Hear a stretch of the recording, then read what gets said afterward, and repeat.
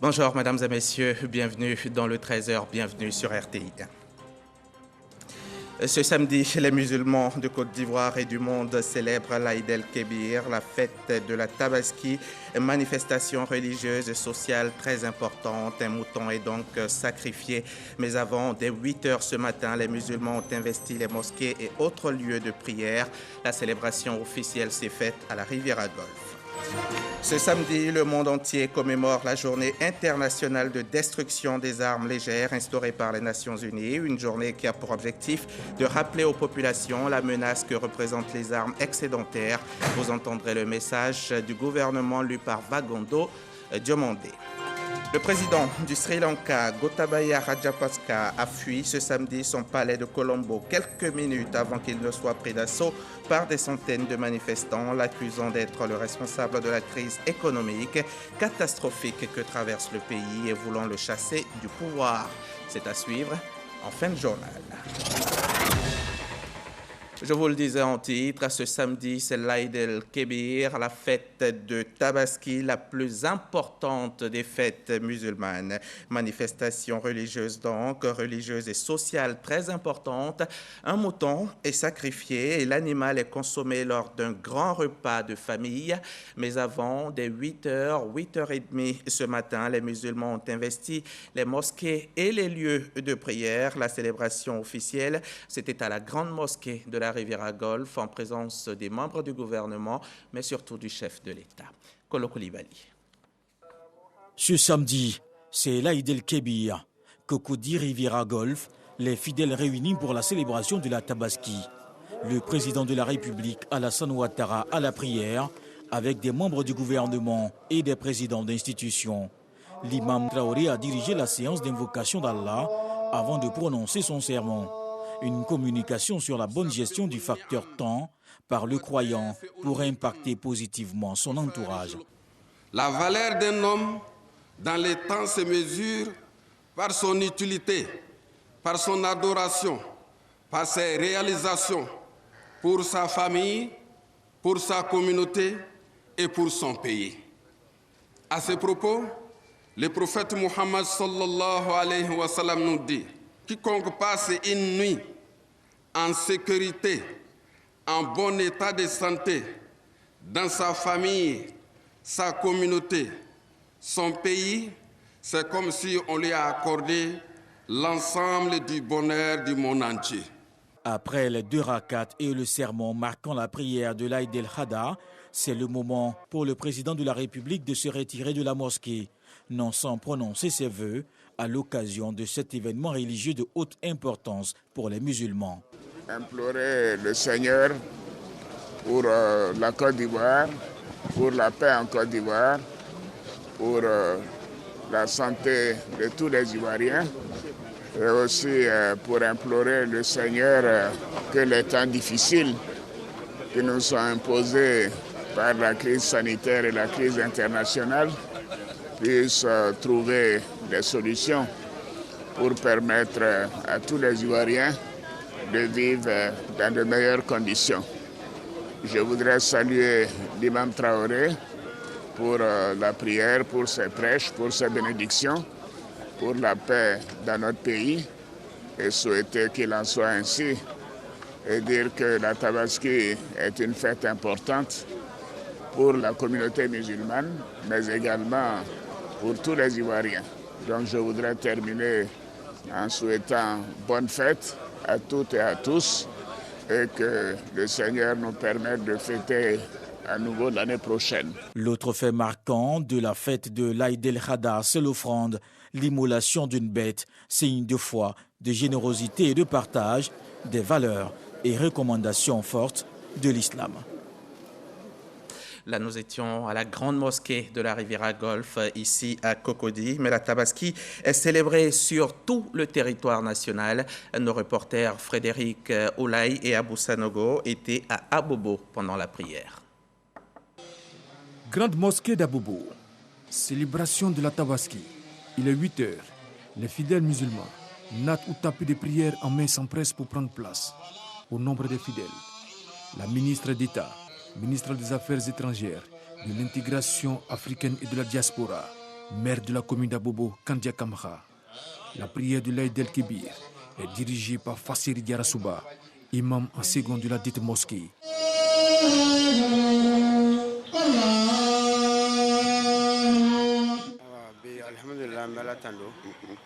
Que Dieu protège Madame la ministre et Monsieur le Père, son Excellence le Président de la République contre tout ce qui va venir le déranger et que Dieu nous protège tous aussi, la santé, la prospérité. L'Aïd el-Kébir est l'une des plus importantes fêtes pour la communauté musulmane.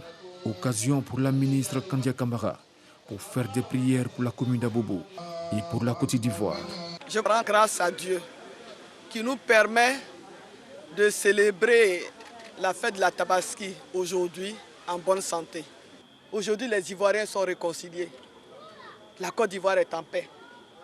Le pays continue sa marche vers le développement grâce au président Alassane Ouattara, grâce au gouvernement, mais grâce à l'adhésion et à l'implication de tous les Ivoiriens. La fête de la Tabaski, ou fête des moutons, est célébrée 2 mois après le Ramadan. Moment de partage. La prière a été suivie par l'immolation de béliers. Les musulmans de la commune de Yopougon également sont sortis nombreux pour la prière de l'Aïd. Les mosquées et les lieux de prière étaient noirs de monde ce samedi matin. Après la prière, le maire Kone Kafana a exhorté les populations à la paix. C'était au micro d'Éric Gorebi. Les musulmans et musulmanes de la commune de Yopougon sacrifient à la tradition en ce jour de l'Aïd el-Kébir. Une occasion pour cette communauté de se plier aux principes en vigueur. La prière de ce jour a lieu en présence du premier adjoint au maire, qui représente le maire de la commune, Gilbert Kafana Kone. Nous sommes venus en son nom auprès de la grande communauté musulmane de Yopougon, surtout celle d'Andokwa, avec laquelle nous avons prié les 2 rakats de la fête de Tabaski. Nous avons profité pour passer le message du président de la République et du maire, qui est de prier pour la cohésion, de prier pour que la paix et la sécurité puissent rester dans ce pays. Prier également aussi que les liens de fraternité qui existent entre les frères musulmans puissent se renforcer davantage. Dans son sermon, l'imam Diaby Ousmane a appelé à la paix et à la réconciliation de tous les Ivoiriens et Ivoiriennes. On voulait demander à la communauté musulmane d'imiter le prophète Ibrahim alayhi salatu wassalam, parce que son acte a un impact sur la société. Voilà pourquoi je me suis engagé pour parler de cette réconciliation, pour que le peuple ivoirien trouve la paix. La fête de Tabaski est la plus importante de toutes les fêtes musulmanes. Et toujours dans cette grande commune de Yopougon, Adama Diawara a célébré la prière aux côtés d'autres milliers de fidèles musulmans. Occasion pour la ministre, occasion pour le ministre d'inviter la communauté musulmane à l'entente et au vivre ensemble. Souleymane Donisongo. Les musulmans de la commune de Yopougon ont commémoré la fête de sacrifice ou l'Aïd el-Kébir, la plus importante fête de l'islam. Alhamdulillah, nous remercions Allah le Tout-Puissant qui nous a donné ce grand jour, qui est un grand jour dans l'histoire de l'islam. Et alhamdulillah, c'est un jour aussi de la fraternité, de cohésion sociale. La mosquée Masjid Nour à Yopougon en Anuré, Carrefour Sorbonne, est le lieu où a pris part à la prière le ministre de l'Enseignement supérieur et de la Recherche scientifique, Adama Diawara. Tout en soulignant l'importance de cette célébration, Adama Diawara a exhorté toute la communauté musulmane à la cohésion sociale. Pendant cette prière qui est assez importante, nous avons demandé à Allah, le Tout-Puissant, le Tout-Miséricordieux, de continuer à étaler son voile protecteur sur la Côte d'Ivoire, notre beau pays, afin que ce pays continue à vivre dans la paix, l'union, la fraternité, la cohésion et la solidarité, et que ce pays continue sur sa trajectoire de développement économique, social et culturel. Le ministre de l'Enseignement supérieur et de la recherche scientifique a offert un bélier à l'imama de la mosquée Masjid Nour de Yopougon, représenté par l'imam principal, Swalio Ouattara. Ce sont plus de 400 personnes qui ont pris part à cette célébration de la Tabaski. Vous avez certainement reconnu la voix de Sephora Zegui. Elle a commenté le reportage de Souleymane Donisongou. Autre lieu, même décor, à Korogo, nord de la Côte d'Ivoire, région du Poro. Notre correspondante Ami Sissoko a assisté à la prière de la communauté musulmane. C'était ce matin dans les mosquées de la ville. Grande mosquée de Korogo. 2 unités de prière ont constitué la prière de l'Aïd el-Kébir ou Tabaski. L'imam Barnaby Cissé, dans son sermon, met en lumière l'importance du sacrifice du bélier avant d'inviter les disciples du prophète Muhammad à cultiver la paix et la solidarité. On va dire aux fidèles, vraiment c'est pour prendre l'islam en main. Quand il y a l'islam, il y a l'entente. Quand il y a l'entente, il y a la paix. Tant qu'il n'y a pas l'entente, il n'y a pas la paix. Le message du guide religieux, renchéri par les autorités du Poro. Les cadres ont été appelés donc à s'unir, à fraterniser, à se rassembler. Et c'est tout ce que nous devons au président de la République. Nous lui devons notre union, nous lui devons notre rassemblement, nous lui devons notre cohésion, parce que c'est dans la cohésion, dans l'union, dans la fraternité que nous pouvons lui donner la force pour pouvoir continuer ce qu'il a commencé pour la Côte d'Ivoire et dont tout le monde bénéficie, y compris Korogo. C'est extrêmement important qu'on mette de côté nos intérêts personnels pour regarder l'unité ici à Korogo, dans notre région et bien au-delà. Ce qui va faciliter la tâche au chef de l'État dans l'ensemble du pays. Des prières ont été formulées pour le repos de l'âme du défunt Premier ministre Amadou Gon Coulibaly, dont l'an 2 de son rappel à Dieu a été commémoré hier vendredi. L'imam a ensuite donné le ton du sacrifice d'Ibrahim, permettant ainsi aux fidèles de sacrifier à la tradition religieuse.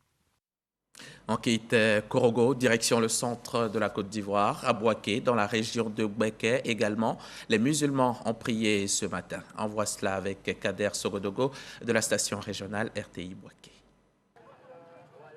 Bouaké, mosquée Salam du quartier Habitat de la Caisse.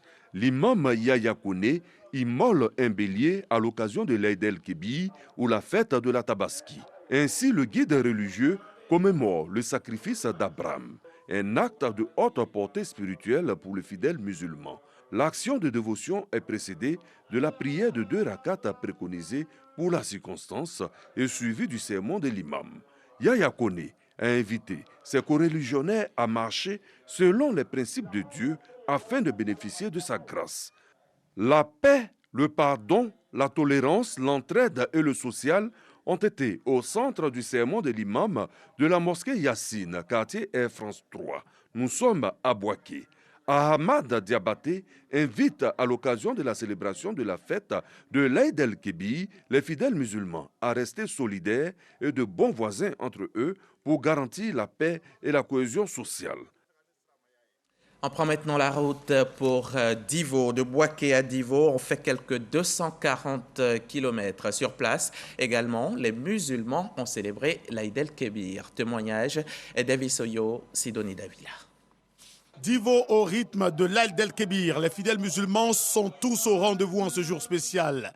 L'imam Aboubakar Mekani, imam principal de la grande mosquée de Divo, a exhorté les musulmans à faire preuve de dévotion à Allah, à l'image du sacrifice d'Abraham. Aux côtés de ces fidèles musulmans se trouvent les autorités administratives et politiques conduites par Amédée Kouakou. Toute la vision du président Alassane Ouattara, qui est une vision de paix, que notre pays demeure en paix, que notre pays se développe. Mais c'est pour ça que nous sommes venus participer à cette prière avec la communauté musulmane qui ont prié donc pour notre pays, mais surtout pour le président Alassane Ouattara. Que Dieu lui donne donc la santé, pour que le travail important qu'il abat pour le pays puisse le faire encore pendant longtemps. Des bénédictions ont été faites pour le gouvernement et le président de la République. L'Aïd el-Kébir est la fête la plus importante de la communauté musulmane. C'était un reportage de Davis Eyo et Eric Goré. Voilà donc pour le chapitre fête de Tabaski. Mais nous y reviendrons plus largement ce soir dans le 20h. Ce sera avec Marie-Laure Ngoran. C'est avec une grande consternation et une vive émotion, Sa Majesté Naruhito, empereur du Japon, que j'ai appris la nouvelle ce vendredi 8 juillet du décès de l'ancien Premier ministre Shinzo Abe à la suite d'une attaque par balle pendant qu'il prononçait un discours dans la ville de Nara. En cette douloureuse circonstance, je voudrais au nom du peuple et du gouvernement ivoirien ainsi qu'en mon nom propre, exprimer à votre Majesté, au peuple ami, au gouvernement japonais, notre profonde compassion et toute notre solidarité. Je condamne avec la plus grande fermeté cet acte ignoble que rien ne saurait justifier et prie votre Majesté de bien vouloir transmettre nos plus sincères condoléances à la famille éplorée. Je salue la mémoire de l'illustre disparu, ce grand ami de la Côte d'Ivoire, à qui je rends un vibrant hommage pour son immense contribution au raffermissement des relations diplomatiques entre nos deux pays, notamment à travers sa visite historique en 2014 en terre ivoirienne. Très haute considération à Alassane Ouattara, président de la République de Côte d'Ivoire. Puis, cet autre télégramme officiel adressé cette fois à son Excellence, M. João Lourenço, président de la République d'Angola. Monsieur le Président et chers frères, c'est avec une immense tristesse que j'ai appris le décès survenu ce jour à Barcelone, en Espagne, à l'âge de 79 ans, de M. José Eduardo dos Santos, ancien président de la République d'Angola. En ces instants de grande douleur, je voudrais, au nom du peuple et du gouvernement ivoirien, ainsi qu'en mon nom propre, exprimer à votre Excellence, au gouvernement et au peuple frère d'Angola, de même qu'à la famille de l'illustre disparu, nos condoléances les plus émues et nos sentiments de profonde compassion. Je salue la mémoire de ce grand homme d'État, figure historique de l'Angola, qui a œuvré à l'indépendance et à la prospérité de son pays. Très haute et fraternelle considération, Alassane Ouattara, président de la République de Côte d'Ivoire. Alassane Ouattara qui a accordé hier une audience au Premier ministre du Cap-Vert. La rencontre a eu lieu à la Riviera Golf, à la résidence du chef de l'État, en présence de Viviane Naïm. Après sa participation au sommet IDA 20 du groupe de la Banque mondiale qui s'est tenu ce jeudi 7 juillet à Dakar, le Premier ministre du Cap-Vert, Ulysses Correa e Silva, a fait un détour par Abidjan ce vendredi pour une visite au président de la République, Alassane Ouattara. Reçu à la résidence du chef de l'État ivoirien, l'entretien a porté sur l'IDA 20, notamment l'utilisation du fonds de 93 milliards de dollars US mis à la disposition des pays en développement. C'était une opportunité pour voir un bon ami du Cap-Vert, de l'Afrique. On a parlé sur le rôle de Côte d'Ivoire au niveau de cette dernière sommet d'IDA Afrique. Le leadership du président Ouattara, c'était très bien. Aussi les relations entre le Cap-Vert et le Côte d'Ivoire. Nous avons ici un champ d'exploitation des relations au niveau politique et diplomatique pour renforcer notre relation au niveau empresarial, au niveau économique, pour faire une proximité plus forte entre les deux pays, les deux économies. Et je pense qu'on a toutes les opportunités de le faire. Et aussi la création d'une commission mixte, ministérielle, qui peut faire cette proximité entre les deux pays au niveau des gouvernements. L'IDA, l'Association internationale de développement, est une filiale de la Banque mondiale qui a son siège à Washington et qui octroie des prêts et des dons aux pays les plus pauvres pour soutenir leur essor économique. En juillet 2021, l'IDA s'était réunie à Abidjan pour la 25e reconstitution de son fonds de soutien. Le plaidoyer porté par le président de la République Alassane Ouattara auprès des donateurs a abouti à la mobilisation par l'IDA de ressources d'un montant record de 93 milliards de dollars US. Un reportage de Viviane Haïma et Lamine Dramé. La Côte d'Ivoire est le premier pays producteur mondial de noix brutes de cajou. Et bientôt, le pays sera parmi les plus grands transformateurs au monde. Hier, à Tomodi, à environ 200 km d'Abidjan, le Premier ministre a inauguré une usine de transformation de noix de cajou qui va transformer jusqu'à 50 000 tonnes de noix chaque année. Les précisions d'Alexis Ouedraogo. C'est l'une des plus modernes et grandes usines de transformation de noix de cajou à ce jour. Bâtie sur 12 hectares, l'usine Dorado Ivory de Tomodi va transformer les noix brutes de cajou en beurre et amandes. L'usine doit produire près de 60 000 tonnes de cajou par an et entend d'ici 2025 passer le cap des 100 000 tonnes. Ce vendredi, le Premier ministre inaugure l'infrastructure.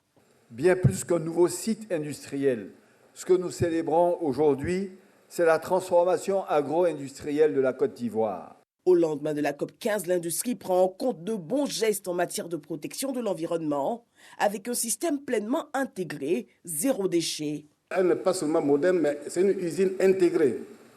Elle transforme les noix, elle prend les amandes, exporte.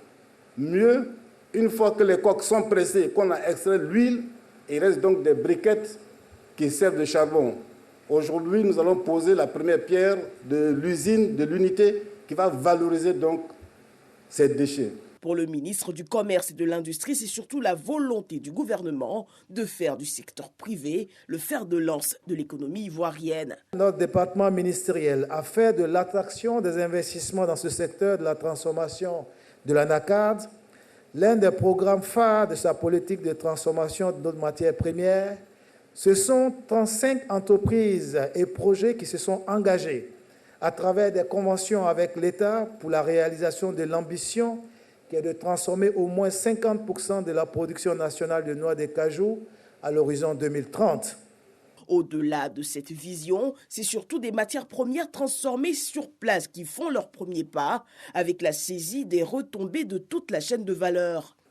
La Côte d'Ivoire, en tant qu'acteur majeur du secteur, premier producteur mondial de noix brutes et troisième en termes de volume de noix transformées, la Côte d'Ivoire, dis-je, devra désormais influencer le marché mondial par sa politique nationale orientée vers les intérêts des acteurs sur le plan national, tout en préservant l'intérêt de nos clients traditionnels. En moins de 8 mois de fonctionnement, l'entreprise a exporté plus de 250 conteneurs et devrait à plein régime offrir 1 millier d'emplois aux jeunes de la région. Il s'agit pour nous de ne plus accepter de voir partir à l'extérieur la valeur ajoutée extraordinaire créée par les productions agricoles que nous donne notre terre bénie et le labeur acharné de nos paysans. Prenons le cas concret de la noix de cajou qui nous réunit ici. Nous sommes devenus le premier producteur mondial de noix brutes avec une production qui a plus que doublé en une décennie pour atteindre près d'1 million de tonnes en 2021, soit plus de 25% des volumes produits au monde. Mais dans le même temps, parce que nous ne transformons pas assez ces produits bruts, nous ne retirons toujours qu'une trop faible part de valeur mondiale de ces mêmes productions agricoles. C'est à peine 11% pour l'anacarde, d'où cette ambition industrielle fantastique mais indispensable, formulée par le président de la République, son Excellence M. Alassane Ouattara. Transformer localement plus de 50% de nos principales productions agricoles pour forger une croissance toujours plus solidaire, durable et positive. Pour le chef du gouvernement, en réussissant à transformer sur place, l'on crée plus de revenus pour producteurs et plus d'emplois pour les jeunes. Patrick Hachi invite les investisseurs nationaux et continentaux à emboîter le pas à Dorado Ivory. Nous sommes une terre de richesse agricole extraordinaire qui attend vos capitaux comme vos savoir-faire pour faire grandir avec vous nos industries, nos marchés, notre export, nos emplois, tout un pays et tout un peuple. En ce 8 juillet 2022, Patrick Hachi n'a pas manqué de saluer la mémoire de son prédécesseur Amadou Gon Coulibaly, parti il y a aujourd'hui 2 ans. Ce samedi, l'on célèbre la journée internationale de destruction des armes légères, une journée pour rappeler au public la menace que représentent les armes excédentaires, mal sécurisées et illégales pour la sûreté et la sécurité de tous les jours. Cette journée constitue l'événement majeur de la Semaine mondiale d'action contre les armes légères. On écoute le message du gouvernement. Cette journée est consacrée à la sensibilisation sur les risques liés à la prolifération des armes légères et de petit calibre. Elle rappelle donc le danger que pose la mauvaise gestion, la sécurisation des stocks d'armement et la circulation non contrôlée des armes à feu au sein des populations. La prolifération et la circulation illicite des armes légères et de petit calibre sont devenus des problèmes majeurs pour les États avec de lourdes conséquences sur le développement humain. En Côte d'Ivoire, le contrôle des armes a été élevé au rang de priorité nationale par le président de la République, son Excellence M. Alassane Ouattara, pour maintenir un environnement de paix et de stabilité durable.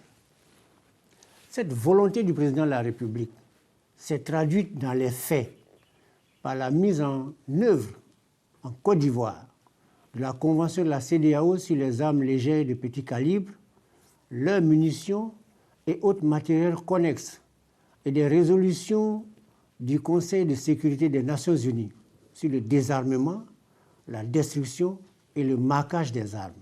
Ainsi, sous la supervision du gouvernement, à travers le ministère de l'Intérieur et de la Sécurité et la responsabilité de la Commission nationale de lutte contre la prolifération et la circulation illicite des armes légères et de petit calibre, la destruction des armes obsolètes, excédentaire et non marquée est une réalité en Côte d'Ivoire depuis 2012, conformément à l'article 17 de la Convention de la CEDEAO sur les armes légères et de petit calibre, leurs munitions et autres matériels connexes.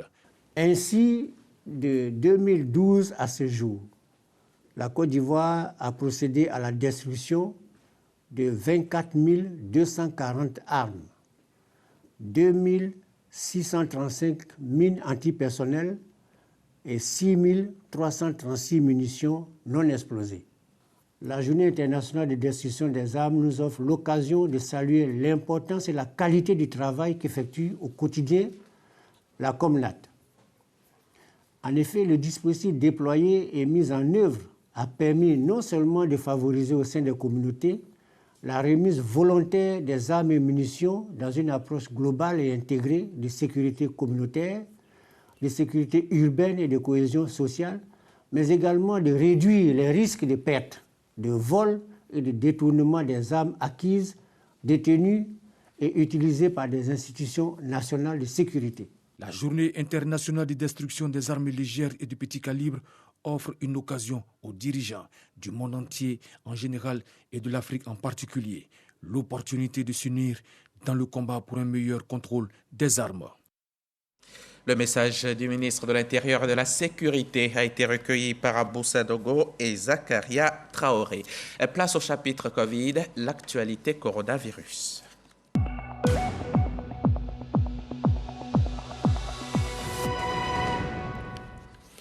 À l'échelle du monde, le coronavirus a touché 554 millions de personnes et en a tué 6,35 millions. Ici en Côte d'Ivoire, 805 personnes en sont mortes sur un total de 83 979 cas confirmés, y compris les 83 nouveaux cas de Covid enregistrés hier. À ce jour, 341 cas sont actifs. Les autorités sanitaires recommandent toujours les gestes barrières et bien sûr, faites-vous vacciner. Ce devait être un moment historique. Hier vendredi, le président de la transition burkinabé, le lieutenant-colonel Paul-Henri Sandaogo Damiba, a convié 5 anciens chefs d'État burkinabés au palais présidentiel de Kosciam. L'objectif était de lancer la réconciliation nationale pour faire front face au terrorisme. Pour l'occasion, le président Damiba a même permis le retour de Blaise Compaoré. Mais seuls 2 anciens chefs d'État se sont présentés. 3 présidents n'ont pas pris part à la concertation. Ce sont Roch-Marc Christian Kaboré, Michel Kafando et Yacouba Isaac Zida. Le président du Sri Lanka, Gotabaya Rajapaksa, a fui samedi 9 juillet, aujourd'hui donc sa résidence officielle de Colombo, quelques minutes avant qu'elle ne soit prise d'assaut par des manifestants exigeant sa démission. Le plus grand trouble règne quant à l'avenir après ce nouveau pas franchi dans l'affrontement entre le président et sa population. Depuis des mois, l'île de l'océan Indien est prise dans une spirale de pénurie liée au manque de devises étrangères. Faute donc de pouvoir importer des denrées alimentaires, la population manque de tout. Cette semaine, le Sri Lanka s'est vu totalement à court de pétrole, entraînant un regain de colère parmi les habitants. Demain, on sera encore ensemble. Je serai chez vous dès 13h, ici sur RTI. Bonne fête de Tabaski à tous.